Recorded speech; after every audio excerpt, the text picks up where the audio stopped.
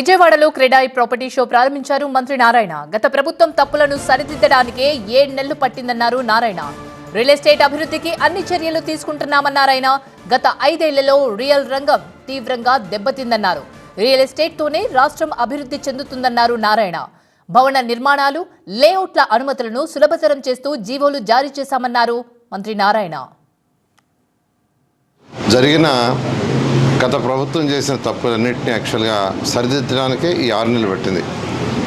7 రేపు 12వ తేదీకి 7 నెలలు అవుతుంది. ఈ 7 నెలల్లో మా టైం అంతా గత ప్రభుత్వం చేసిన తప్పులను సరిదిద్దడానికి.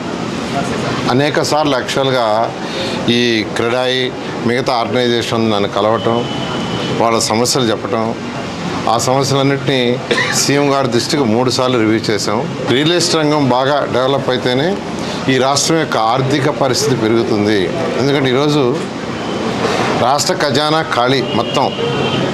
గత ప్రభుత్వానికి వైసీపీ ప్రభుత్వంలో పరిపాలన ఎలా చేయాలో ఫైనాన్షియల్ ప్లానింగ్ ఏమీ లేదు. అసలు ఒక ప్లానింగ్ అంటూ లేదు. ఇష్టం వచ్చినట్టు చేశారు. అలాంటిది ఈ 6 నెలలలో ముఖ్యమంత్రి గారు సరిదిద్దుతూ దీన్ని ముందు తీసుకుపోతున్నారు.